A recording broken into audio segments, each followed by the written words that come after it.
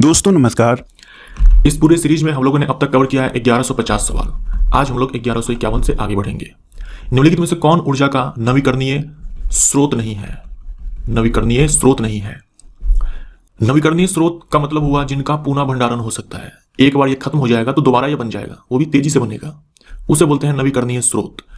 और एक होता है अनवीकरणीय स्रोत, जैसे कि कोयला, पेट्रोलियम, नेचुरल गैस। ये सारे जो स्रोत हैं ऊर्जा के, ये है अनवीकरणीय स्रोत। अनवीकरणीय स्रोत इसी को बोलते हैं परंपरागत स्रोत। ये दोनों ही शब्द ध्यान में रखिएगा। अनवीकरणीय स्रोत जिनका पुनः भंडारण नहीं हो सकता, एक बार ये स्रोत खत्म हो जाएंगे तो इनको बनने में करोड़ों वर्ष लगते हैं। यह अनवीकरणीय स्रोत और यह है परंपरागत स्रोत।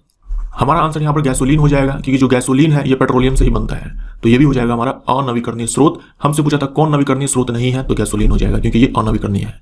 बाकी ये जो तीनों है ये है नवीकरणीय स्रोत। नवीकरणीय स्रोत को हम लोग बोलते हैं गैर परंपरागत स्रोत। अल्ट्रा फिल्ट्रेशन संबंधित है। अल्ट्रा फिल्ट्रेशन का मतलब होता है छन्ना, और अल्ट्रा का मतलब बहुत ही अच्छे तरीके से छन्ना। ठीक है, अल्ट्रा फिल्ट्रेशन किडनी के अंदर होता है। किडनी में जो किडनी की संरचनात्मक क्रियात्मक इकाई है जिसे हम लोग नेफ्रॉन बोलते हैं, इसमें होता है अल्ट्रा फिल्ट्रेशन। अल्ट्रा फिल्ट्रेशन में क्या होगा, ब्लड के अंदर जो भी सब्सटेंस है जो कि हार्मफुल है, इसे हमारे बॉडी से निकालना है और वो ब्लड में घुला हुआ है, तो अल्ट्रा फिल्ट्रेशन के जरिए क्या होगा, वो सब्सटेंस ब्लड से छन जाएगा, ब्लड से बाहर आ जाएगा। तो अल्ट्रा फिल्ट्रेशन ये किडनी के अंदर होता है। और किडनी के अंदर यूरिन बनता है, यूरिन फॉर्मेशन, मूत्र का बनना। तो ये जो प्रोसेस है ये यूरिन फॉर्मेशन के अंदर होता है। मूत्र के बनने में अल्ट्रा फिल्ट्रेशन होता है। ब्लड में जो कुछ भी होता है हार्मफुल सब्सटेंस, किडनी उसको छान करके अलग कर देता है, उसे हम लोग यूरिन से पास आउट कर देते हैं। तो मूत्र के बनने में ये अल्ट्रा फिल्ट्रेशन एक प्रोसेस है, तो ये संबंधित है मूत्र के बनने में, यूरिन के फॉर्मेशन में। बोर्ड वाले ने इसका आंसर मल त्याग दिया हुआ है। मल त्यागना और मूत्र का बनना ये दोनों अलग अलग चीजें हैं। बोर्ड वाले ने इसका आंसर मल त्याग दिया हुआ है, लेकिन मेरी तरफ से इनमें से कोई सा भी आंसर सही नहीं है। मल त्यागना का मतलब होता है जो अनडाइजेस्टेड फूड होता है, जो अपचित भोजन होता है, उसका एनस से बाहर आना। जो आपकी बड़ी आंत होती है, बड़ी आंत के अंदर 3 भाग, सीकम, कोलोन, रेक्टम, ये बड़ी आंत के 3 भाग होते हैं, सीकम, कोलोन, रेक्टम। रेक्टम का ही जो लास्ट पार्ट होता है, एनस, यहीं से क्या होता है, अपचित भोजन बाहर निकलता है, इसे हम मल त्याग बोलते हैं। लेकिन अल्ट्रा फिल्ट्रेशन ये यूरिन के अंदर होता है, किडनी के अंदर होता है, मूत्र के बनने में होता है। तो सेम अगर विकल्प आपको दिया हो और सवाल यही हो, तब आप मल त्याग को आंसर टिक मार सकते हो। लेकिन अगर मूत्र का बनना लिखा हो तो आप उसी को टिक मारेंगे, मल त्याग को नहीं मारेंगे। लेकिन सेम टू सेम अगर सवाल वापस आ जाए आपके एग्जाम में, तब आप मल त्याग को टिक लगा देना। कार्बन डाइऑक्साइड के 1 मोल में होते हैं। कार्बन डाइऑक्साइड के 1 मोल में, देखो आपको अगर कोई भी यौगिक दिया हो, कोई सा भी अगर आपको यौगिक दिया हो, कंपाउंड दिया हो, तो उसके 1 मोल में एवोगाद्रो नंबर के बराबर ही अणु होंगे। कोई सा भी आपके पास यौगिक हो, चाहे वो कार्बन डाइऑक्साइड हो, चाहे जल हो, सल्फ्यूरिक अम्ल हो, ग्लूकोज हो, कोई सा भी हो, 1 मोल में इतने ही अणु होंगे। यौगिक के 1 मोल में इतने अणु होते हैं। हमारा आंसर यहाँ पर सी हो जाएगा। अणु एक समान होंगे सारे यौगिक के 1 मोल में, लेकिन परमाणुओं की संख्या अलग अलग हो जाएंगे। निम्न में से डैश एक कमजोर बल है। जितने भी बल होते हैं उनमें सबसे कमजोर गुरुत्वाकर्षण बल होता है। 4 तरह के फंडामेंटल फोर्स होते हैं, जिनमें सबसे मजबूत होता है उसे बोलते हैं मजबूत नाभिकीय बल। इससे कमजोर होता है कमजोर नाभिकीय बल, इससे कमजोर होता है विद्युत चुंबकीय बल, और सबसे कमजोर होता है गुरुत्वाकर्षण बल। गुरुत्वाकर्षण बल ये सबसे कमजोर बल है, ठीक है। और ये 4 तरह के फंडामेंटल फोर्स होते हैं नेचर में। गति का प्रसिद्ध नियम डैश ने दिया। न्यूटन की गति का पहला नियम, दूसरा नियम, तीसरा नियम, ये सब आप पढ़ते हो, ये नियम न्यूटन ने दिया, तो बी हमारा राइट आंसर। कभी पूछ दे गुरुत्वाकर्षण का नियम किसने दिया, ये भी न्यूटन ने ही दिया। किसी वस्तु की स्थिर अवस्था में या गति की अवस्था में परिवर्तन रोधकता प्रवृत्ति कहलाती है। अगर कोई वस्तु स्थिर अवस्था में है तो वो स्थिर अवस्था में ही रहे, उसमें कोई परिवर्तन ना हो। अगर कोई वस्तु गति की अवस्था में है तो वो गति की ही अवस्था में रहे, उसमें कोई परिवर्तन ना हो। यानी कि चाहे वस्तु स्थिर अवस्था में हो चाहे गति की अवस्था में हो, परिवर्तन नहीं चाहता। कौन नहीं चाहता, जड़त्व। तो जड़त्व का काम होता है विरोध करना। किसका विरोध करना, अवस्था में परिवर्तन का। कोई सा भी अवस्था हो, चाहे स्थिर हो गति हो, ये उस अवस्था में परिवर्तन नहीं होने देना चाहता, जड़त्व। बिना कोशिका भित्ति वाले बहुकोशिकीय प्राणियों को निम्न में से किस समूह के अंतर्गत रखा जा सकता है? बहुकोशिकीय प्राणी है मोनेरा एंड प्रोटिस्टा। इसके अंदर जो जीव आते हैं वो एक कोशिकीय होते हैं, यानी ये दोनों नहीं होगा। जो प्लांट किंगडम है इसके अंदर बहुकोशिकीय तो आते हैं, लेकिन इनके पास सेल वॉल होती है। हमें चाहिए बिना कोशिका भित्ति वाले, तो हमारा आंसर यहाँ पर ए हो जाएगा। जंतुओं की कोशिका में कोशिका भित्ति नहीं होती है और जंतु बहुकोशिकीय होते हैं, ये हमारा राइट आंसर। डैश के कणों की गतिज ऊर्जा अधिकतम होती है। ठोस, द्रव, गैस, प्लाज्मा, ये 4 अवस्थाएं हैं। ये पदार्थ के 4 अवस्थाएं हैं। ठोस के कणों के पास गतिज ऊर्जा बहुत ही कम होती है, इसलिए आपस में बंधे होते हैं और ये पास पास होते हैं इसके कण। इससे अधिक ऊर्जा होती है द्रव के पास, इसके जो कण होते हैं थोड़े दूर दूर होते हैं। गैस के पास जो कण होते हैं इनके पास जो ऊर्जा होती है वो द्रव से भी अधिक होती है। और प्लाज्मा के कण के पास सबसे अत्यधिक ऊर्जा होती है। प्लाज्मा के जो कण होते हैं, प्लाज्मा के जो पार्टिकल्स होते हैं, इनके पास अत्यधिक ऊर्जा होती है, क्योंकि गैस को बहुत ज़्यादा गर्म करने पर यह प्लाज्मा स्टेट प्राप्त होता है। तो मेरे हिसाब से इसका आंसर बी होना चाहिए, मेरे हिसाब से इसका आंसर बी होना चाहिए, लेकिन बोर्ड वाले ने इसका आंसर डी दिया हुआ है, गैस दिया हुआ है। देखिए गैस आप आंसर टिक मार सकते हो जब प्लाज्मा नहीं हो विकल्प में। जब प्लाज्मा नहीं होगा तब गैस हमारा, इसमें कोई शक नहीं है, आंसर हो जाएगा। लेकिन बोर्ड वाले ने प्लाज्मा के होते हुए गैस को टिक मारा है।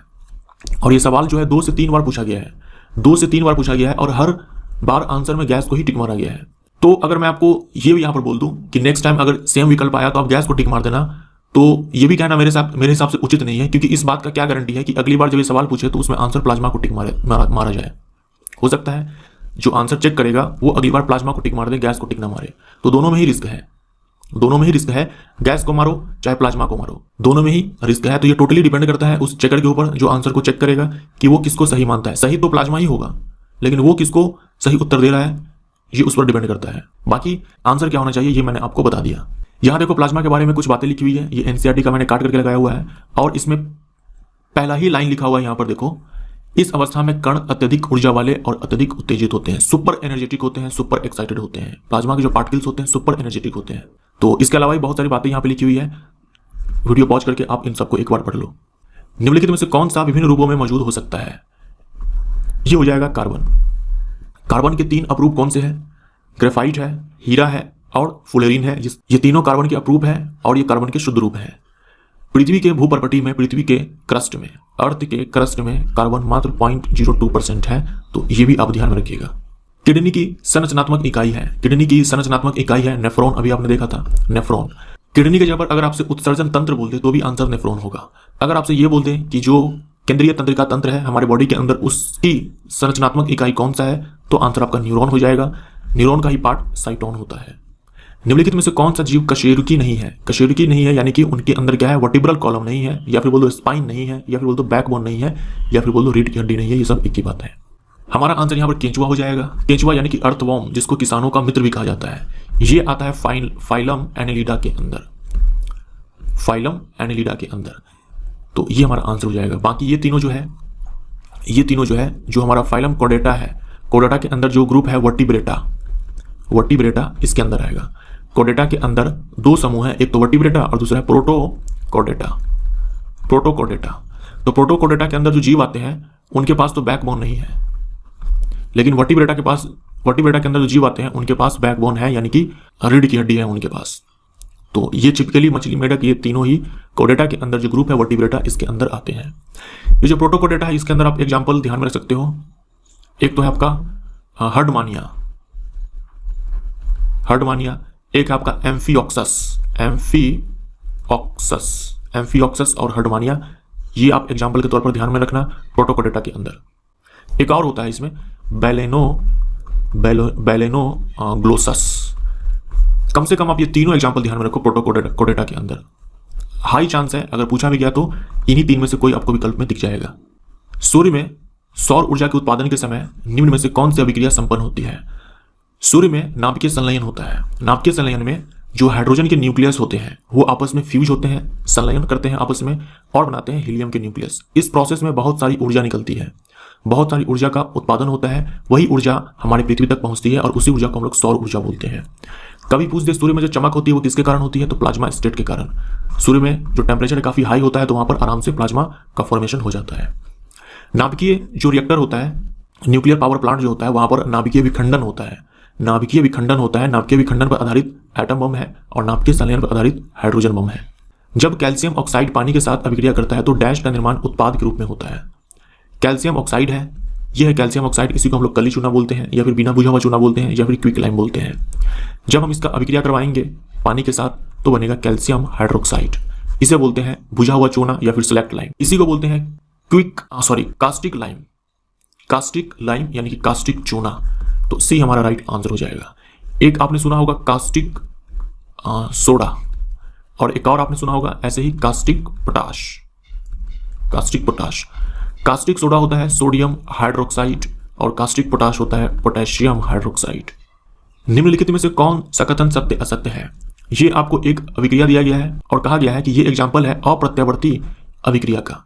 देखो यहाँ पर अ लगा हुआ है। एक होता है प्रत्यावर्ती अभिक्रिया, जिसको हम लोग अंग्रेजी में बोलते हैं रिवर्सिबल रिएक्शन। रिवर्सिबल रिएक्शन, यहाँ अ लगा दिया मतलब इरिवर्सिबल रिएक्शन, कोई एक ही साइड होगा। ये जो रिएक्शन है एक ही डायरेक्शन में चलेगा, अप्रत्यावर्ती का मतलब। और मैंने आपसे कहा था अगर ये चिन्ह है तो आप ये समझ जाना कि अभिकारक उत्पाद में कन्वर्ट हो रहा है और उत्पाद अभिकारक में कन्वर्ट हो रहा है एक साथ, यानी कि ये रिवर्सिबल का साइन है। लेकिन हमसे बोला है कि ये इरिवर्सिबल है, यानी कि ये वाला जो स्टेटमेंट है ये गलत है। इसके बारे में कहा गया है कि ये संयोजन अभिक्रिया है।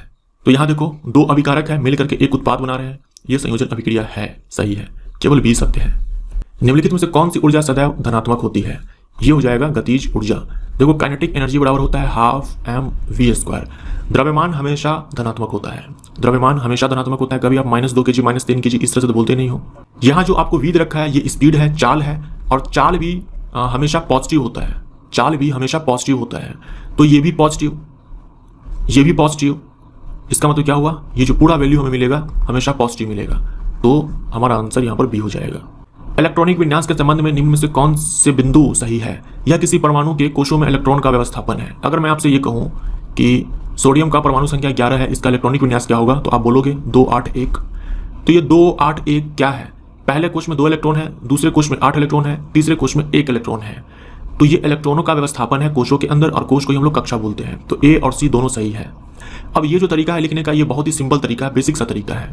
एक्चुअल में जो इलेक्ट्रॉनिक कन्फिगरेशन लिखा जाता है ये लिखा जाता है अलग तरीके से। आप में से जो साइंस बैकग्राउंड से होंगे उनको ये पता होगा। हम लोग जो लिखते हैं, जैसे मान लो सोडियम का ही लिखना है तो हम लिखेंगे यहाँ 1s2 2s2 2p6 3s1। ये होता है कन्फिगरेशन सोडियम का। एक्चुअल में लिखने का तरीका यही है। ये तो बहुत ही सिंपल सा तरीका है। यहाँ आप देखो ये जो s है, ये जो p है, ऐसे ही d भी होता है, f भी होता है, लेकिन यहाँ पर सोडियम के लिए df की कोई आवश्यकता नहीं है क्योंकि सारे इलेक्ट्रॉन sp के ही अंदर आ गए। तो ये सारे कहलाते हैं उपकोश। इसको हम ऑर्बिटल बोलते हैं, अंग्रेजी में ऑर्बिटल बोलते हैं, हिंदी में बोलते हैं उपकोश। तो यहाँ देखो उपकोश के अंदर मैंने इलेक्ट्रॉन भरे हैं। ये जो 2 है, 2 है, 6 है, 1 है, ये क्या है, इलेक्ट्रॉनों की संख्या है जो हमने उपकोश के अंदर डाले हैं। यहाँ भी देखो आप पहले कोश में ये जो लिखा हुआ है नंबर 1, ये 2, ये 2, ये 3, ये कोशों की संख्या है कि कौन से कोश में है। तो पहले कोश में 2 इलेक्ट्रॉन आप जानते हो, दूसरे कोश में 2 उपकोश हैं, दूसरे कोश में 2 उपकोश हैं, एक S है और एक P है। S वाले में 2 इलेक्ट्रॉन मैक्सिमम 2 ही आ सकते हैं, 2 से ज़्यादा नहीं आ सकते हैं, और P में मैक्सिमम 6 आ सकते हैं। P और उपकोश में 6 इलेक्ट्रॉन। तो यहाँ देखो जो दूसरा कोश है उसमें टोटल 8 इलेक्ट्रॉन, यही आप यहाँ पर लिखते हो। और तीसरे कोश में देखो केवल एक इलेक्ट्रॉन, वो भी S वाले में जाएगा पहले। तो ये बस मैंने आपको यही बता दिया। ये आपके लेवल पर इस तरह के इलेक्ट्रॉनिक कन्फिगरेशन नहीं बताए जाते हैं। मैंने आपको यहाँ पर इसलिए बताया क्योंकि यहाँ पर एक विकल्प देखो लिखा हुआ है, यह उपकोशों में इलेक्ट्रॉन का व्यवस्थापन है, तो ये भी सही है। हमारा आंसर यहाँ पर ये होगा। ऑक्सीजन के संबंध में हाइड्रोजन समूह की अधिकतम संयोजकता डैश है। ऑक्सीजन के रिस्पेक्ट में हाइड्रोजन समूह की अधिकतम मैक्सिमम जो वैलेंसी होती है 7 होती है। ऑक्सीजन के रिस्पेक्ट में इन सारे तत्वों की वैलेंसी क्या है ये मैंने नीचे यहाँ पर लिख दिया हुआ है। इसमें देखो क्लोरीन है जिसकी वैलेंसी 7 है और क्लोरीन हाइड्रोजन तत्व है। किसी वस्तु का जड़त्व मापने की इकाई निम्न में से क्या है? द्रव्यमान। देखो यहाँ पर इकाई का मतलब आप ये मत समझना कि जड़त्व को हम लोग केजी में मापते हैं, क्योंकि द्रव्यमान को केजी में मापते हैं।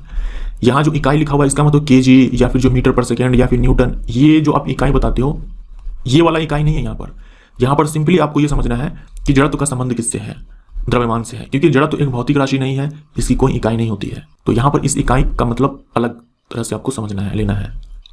एक तरंग है जिसकी चाल ये है, तरंग दैर्घ्य ये है, आवृत्ति पूछा गया है। तो तरंग की चाल बराबर ये होता है आवृत्ति और गुने में वेवलेंथ, जिसको हम लोग लैम्डा से दिखाते हैं। चाल है 339 मीटर पर सेकंड, हमें आवृत्ति चाहिए, और वेवलेंथ में रखा है 1.5। वेवलेंथ का जो एसआई मात्रक होता है वो मीटर ही होता है, यानी वेवलेंथ एक लेंथ ही होता है।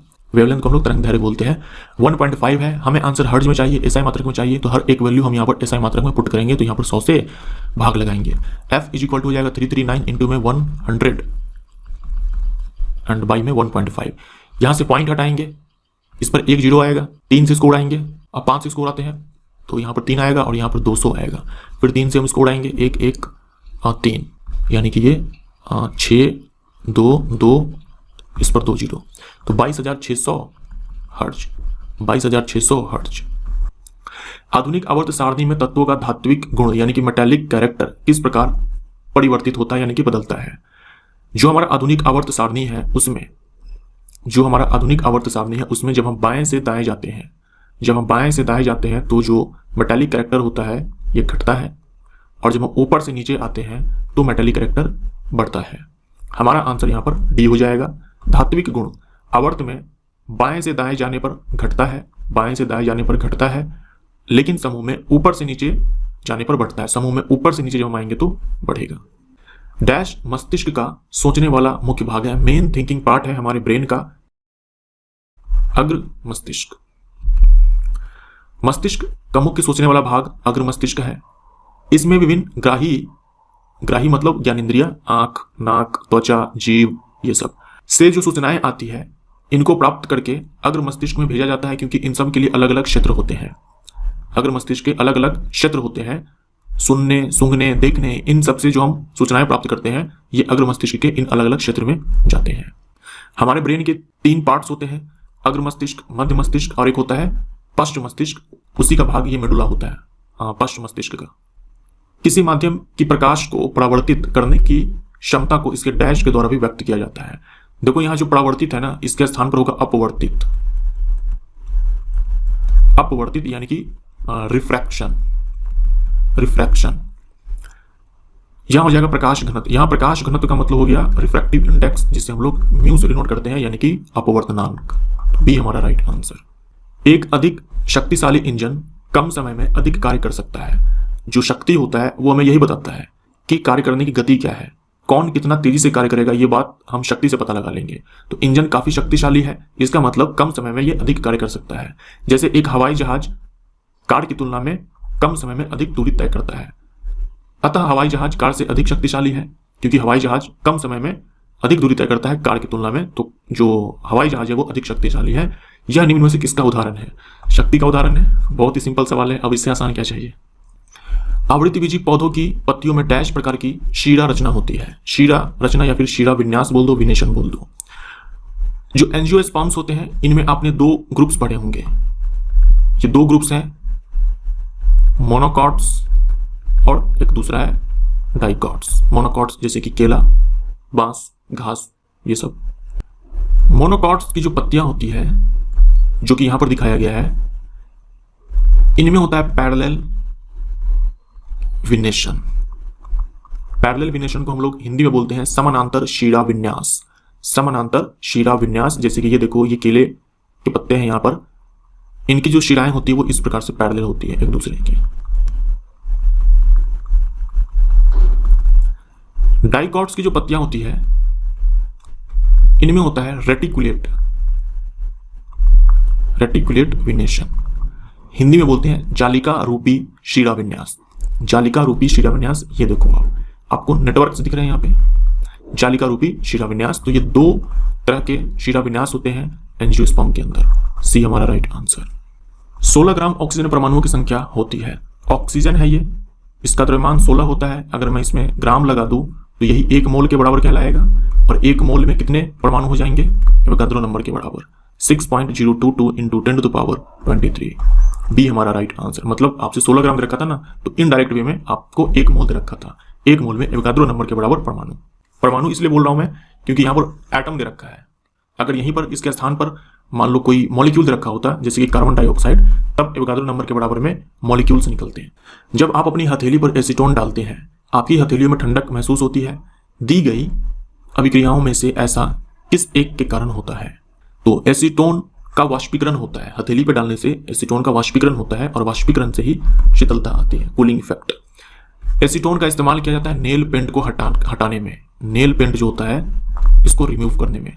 ये चीज आप ध्यान में रखिएगा, ये आपसे पूछा जा सकता है एग्जाम में। नेल पेंट को रिमूव करने के लिए हम लोग किसका इस्तेमाल करते हैं? एसीटोन का।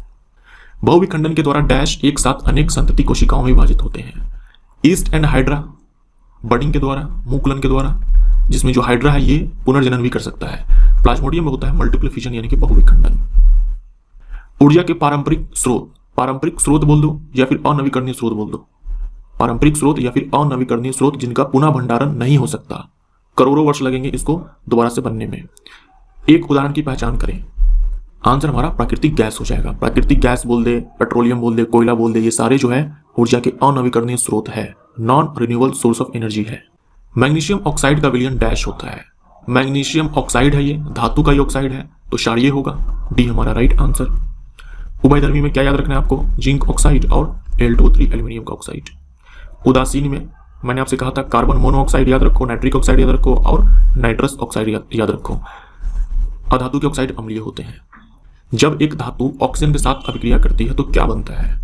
धातु ऑक्सीजन के साथ अभिक्रिया करती है तो धातु का ऑक्साइड बनता है, जैसे कि मैग्नीशियम है, ऑक्सीजन के साथ अभिक्रिया करके मैग्नीशियम ऑक्साइड बनाएगा, तो ये धातु है और ये धात्विक ऑक्साइड है। हमारा आंसर सी हो जाएगा। अगर धात्विक ऑक्साइड जल में घुलनशील है, अगर ये जल में घुलनशील है तो हम अभिक्रिया करवाएंगे पानी के साथ, तो ये उसका हाइड्रोक्साइड बनाएगा, अगर जल में घुलनशील है तो। निम्न में से किस तत्व को वंडर एलिमेंट कहा जाता है? हमारे पीरियोडिक टेबल के अंदर जो टाइटेनियम है इसको वंडर एलिमेंट कहा जाता है। और मरकरी को क्या कहा जाता है? Quick silver. मरकरी को कहा जाता है क्विक सिल्वर। सीने बार इसका एक अयस्क है, सीने बार इसका एक अयस्क है। मरकरी का जो अयस्क होता है ये एग्जाम में काफी पूछे जाते हैं, तो आप ध्यान में रखिएगा, सीने बार। वर्गीकरण के विभिन्न पद अनुक्रमों में किस समूह में अधिकतम समान लक्षण वाले जीव की संख्या सर्वाधिक है? यह टैक्सोनॉमिकल हायरार्की। जाति मिलकर के वंश का निर्माण करते हैं, वंश मिलकर के कुल का निर्माण करते हैं, कुल मिलकर के गण का निर्माण करते हैं, गण मिलकर के वर्ग का निर्माण करते हैं, और वर्ग मिलकर के फाइलम का निर्माण करते हैं जंतु के केस में, और फाइलम के स्थान पर हम लोग डिवीजन शब्द का इस्तेमाल करते हैं पादप के केस में, और यही फाइलम या फिर यही डिवीजन मिलकर के किंगडम का निर्माण करते हैं। जब हम नीचे से ऊपर जाते हैं, तो जो कॉमन कैरेक्टर्स होते हैं ये घटते हैं। हमसे पूछा है समान लक्षण वाले जीवों की संख्या सर्वाधिक है, आंसर हमारा यहां पर हो जाएगा जीनस। ठीक है, जीनस ये हमारा आंसर हो जाएगा। और सबसे कम हो जाएगा, यानी कि असामान्य लक्षण वाले जीवों की संख्या सर्वाधिक है किंगडम के अंदर। निम्नलिखित में से सबसे दुर्बल अम्ल डैश है। ये 4 अम्ल आपको दे रखे हैं। सबसे मजबूत है इसमें हाइड्रोफ्लोरिक अम्ल यानी कि HF, सबसे मजबूत ये है। उसके बाद ये है 2, उसके बाद है ये 3 फॉर्मिक अम्ल, और उसके बाद है ये 4th बेंजोइक अम्ल। बी हमारा राइट आंसर हो जाएगा। सबसे कमजोर यही है। देखो एसिडिक स्ट्रेंथ जो है, यानी कि जो अम्लता है, ये हम कैसे निकालेंगे? यहाँ पर इसको निकालना आसान नहीं है। इसको निकालने के लिए जो ऑर्गेनिक केमिस्ट्री है इसके अंदर आपको बहुत सारी चीजों का ज्ञान होना चाहिए। इंडक्टिव इफेक्ट क्या होता है, हाइपर कंजुगेशन क्या होता है, मेजोमेरिक इफेक्ट क्या होता है, कंजुगेट बेस क्या होता है, इन सारी चीजों का ज्ञान चाहिए, तब जाकर के आप ये बता पाओगे कि कौन एसिड किससे मजबूत है, किससे कमजोर है। इसीलिए यहाँ पर आपको इन चारों के केस में रटना होगा, आपको यहाँ पर रटना होगा कि कौन किससे मजबूत है, कौन किससे कमजोर है। तो ये मैंने आपको ऑर्डर यहाँ पर बता दिया। हमारा आंसर यहाँ पर बी बेंजोइक एसिड हो जाएगा। अगर मैं आपसे पूछूं कि ये क्या है, आप क्या बोलोगे? बेंजीन है। इसी बेंजीन पर आप COOH जोड़ दो, यानी कि जो कार्बोक्सिलिक एसिड का जो फंक्शनल ग्रुप होता है ये जोड़ दो, यही होता है बेंजोइक एसिड, यही होता है बेंजोइक एसिड। फिर से बता दो आप, ये क्या है? बेंजीन है। इस पर आप ये जोड़ दो, आप OH जोड़ दो, ये हो जाएगा फेनॉल, ये हो जाएगा फेनॉल। फिर से बता दो आप, ये क्या है? ये है बेंजीन। बेंजीन का फॉर्मूला होता है C6H6, C6H6, 6 कार्बन 6 हाइड्रोजन। इस पर आप CH3 लगा दो, इसे बोलते हैं टोल्यून, इसे बोलते हैं टोल्यून। आपने TNT का नाम सुना है? TNT, trinitrotoluene. ये है एक्सप्लोजिव मटेरियल, विस्फोटक पदार्थ होता है, बम बनाने में इसका इस्तेमाल होता है। TNT, ट्राई नाइट्रोटोल्यून, यही वाला टोल्यून होता है। ये हो गया टोल्यून। और यहां देखो ट्राई नाइट्रो है, ट्राई नाइट्रो, ट्राई का मतलब 3 और नाइट्रो का मतलब होता है NO2। NO2 ग्रुप को हम लोग नाइट्रो ग्रुप बोलते हैं। तो यहां पर 3 नाइट्रो ग्रुप आप जोड़ दो, ये हो गया संरचना सूत्र TNT का। सोना निम्न में से किस में घुलनशील है? सोना, चांदी, प्लेटिनम, इन सब को अपने में घोल लेता है एक्वा रेजिया। निश्चित अनुपात का नियम किसने प्रतिपादित किया? निश्चित अनुपात का नियम, रासायनिक संयोजन के 2 नियम, निश्चित अनुपात का नियम, द्रव्यमान संरक्षण का नियम। निश्चित अनुपात का नियम जोसेफ प्रॉस्ट ने दिया। दिए गए विकल्पों में से निम्नलिखित कथन के लिए सही विकल्प का प्रयोग करके रिक्त स्थान भरें। डैश तत्व में इलेक्ट्रॉनों को खोने की सबसे बड़ी प्रवृत्ति होती है। धातु के पास प्रवृत्ति होती है इलेक्ट्रॉन खोने की, अधातु के पास एक्सेप्ट करने की। धातु इलेक्ट्रॉन का दान करती है, अधातुएं उसको ग्रहण करती है, एक्सेप्ट करती है। यहां पर धातु है आयरन। सी हमारा राइट आंसर। आकार में बदलाव के कारण शरीर द्वारा प्राप्त ऊर्जा को कहा जाता है। देखिए यहाँ पर जो शरीर लिखा हुआ है इसका मतलब लेना है आपको बॉडी, और बॉडी कौन सा? ऑब्जेक्ट वाला। भौतिकी के अंदर जो हम लोग बॉडी शब्द का इस्तेमाल करते हैं इसको हम लोग बोलते हैं वस्तु, इसी को हम लोग बोलते हैं पिंड। ये जंतु वाला बॉडी नहीं है, प्लांट बॉडी, एनिमल बॉडी वाला बॉडी नहीं है ये। ये गूगल ट्रांसलेशन का कमाल है, बोर्ड वाले ने अंग्रेजी में टाइप किया होगा और हिंदी में वहां पर बॉडी का मतलब शरीर दिखाया होगा। इसको अगर मैं अंग्रेजी में अनुवाद करूं तो कुछ इस प्रकार से बनेगा कि energy acquired by the body due to change in shape, shape भी हो सकता है, साइज भी हो सकता है। Energy acquired by the body due to change in shape is known as. तो आकार या फिर आकृति में बदलाव के कारण जो ऊर्जा होती है उसे हम लोग स्थितिज ऊर्जा बोलते हैं। और यहाँ पर गुरुत्वीय स्थितिज ऊर्जा भी है, प्रत्यास्थ भी है। हमारा आंसर यहाँ पर प्रत्यास्थ हो जाएगा। प्रत्यास्थ का मतलब होता है पोटेंशियल, तो ये हो जाएगा हमारा यहाँ पर इलास्टिक पोटेंशियल एनर्जी, यानी कि प्रत्यास्थ स्थितिज ऊर्जा। प्रत्यास्थ का मतलब इलास्टिक होता है, मैंने शायद पोटेंशियल बोल दिया है। प्रत्यास्थ का मतलब इलास्टिक होता है। इलास्टिक ऑब्जेक्ट क्या होता है? इलास्टिक ऑब्जेक्ट हम लोग किसको बोलते हैं? जैसे मान लीजिए कोई ऑब्जेक्ट है, जैसे ये कोई ऑब्जेक्ट है, आपने इस पर बल लगाया और आपने इसके शेप को चेंज कर दिया। अब जैसे ही आपने इस बल को हटाया इसके ऊपर से, ये वापस अपने ओरिजिनल पोजीशन में चला आता है, यानी कि पहले वाली स्थिति में ये चला आएगा। तो हम बोलेंगे कि ये ऑब्जेक्ट जो है इलास्टिक है, यानी कि परमानेंटली ये डिफॉर्म नहीं होता है। बल लगाएंगे डिफॉर्म हो जाएगा, वापस हटाएंगे पहले जैसा हो जाएगा। हम बोलेंगे कि इलास्टिक ऑब्जेक्ट है। अब जो जितनी जल्दी पहले जैसी स्थिति में वापस आ जाएगा, हम बोलते हैं वो उतना ही ज्यादा इलास्टिक है, यानी उनकी जो इलास्टिसिटी है वो उतनी ही अधिक है, प्रत्यास्थता उतनी ही अधिक है। जो जितना जल्दी वापस पहले स्थिति में आ जाएगा बल हटाने के बाद। तो अब जैसे ही हमने इस पर बल अप्लाई किया, ये इसका शेप चेंज हो गया। अब इसके पास जो एनर्जी स्टोर्ड है इसी को बोलेंगे इलास्टिक पोटेंशियल एनर्जी। और जैसे ही बल हटाएंगे इसी इलास्टिक पोटेंशियल एनर्जी के कारण ये अपने पहले जैसी स्थिति में वापस आ जाएगा। गति का दूसरा नियम डैश से संबंधित है। गति का दूसरा नियम, जो हमारा बल बराबर द्रव्यमान गुने में त्वरण होता है, यही होता है गति का दूसरा नियम। न्यूटन के गति का दूसरा नियम। ये जो बल बराबर है हम इसको लिख सकते हैं द्रव्यमान, और त्वरण बराबर होता है हमारा v माइनस यू बट्टे में टी, यानी कि वेग में परिवर्तन बट्टे में समय। इसी को हम ये भी लिख सकते हैं M V minus M U बट्टे में टी। अगर आप ध्यान से देखो, ये जो एम वी है ये द्रव्यमान गुने में अंतिम वेग है, तो ये आ जाएगा यहाँ से अंतिम संवेग। यह द्रव्यमान गुने में प्रारंभिक वेग, तो यहाँ से आ जाएगा प्रारंभिक संवेग। तो हम इसको लिख सकते हैं यहाँ पर P F minus P I बट्टे में टी, यानी कि संवेग में परिवर्तन और बट्टे में समय। तो जो हमारा गति का द्वितीय नियम होता है ये होता है, एक्चुअल में ये होता है, इसी से हम लोग ये लिखते हैं। तो संवेग हो जाएगा हमारा आंसर, बल बराबर संवेग में परिवर्तन का दर। पॉलिश सतह पर प्रकाश की एक किरण सतह पर मिलने के बाद उसी माध्यम में लौट जाती है, उसे कहा जाता है एक पॉलिश्ड सरफेस है। जैसे कि जिस आईने में आप अपने फेस को देखते हो, शक्ल देखते हो, वो भी क्या है? पॉलिश्ड है। इस पॉलिश्ड सरफेस पे प्रकाश की किरण गिरती है, मान लो ये एयर है, और इसी माध्यम में लौट जाती है, यानी कि वायु में प्रकाश की किरण गिरी है और वायु में ही लौट गई। इसे परावर्तन बोलते हैं। और अपवर्तन में क्या होता है? माध्यम चेंज हो जाता है। अपवर्तन के केस में माध्यम चेंज हो जाता है, ये परावर्तन है। उसी माध्यम में प्रकाश की किरण जो है लौट जाती है। हमारा आंसर यहाँ पर ए हो जाएगा। देखो प्रतिवर्तन लिखा हुआ है, तो यहाँ पर प्रतिवर्तन का मतलब परावर्तन ही है। वीडियो देखने के लिए धन्यवाद दोस्तों, नमस्कार।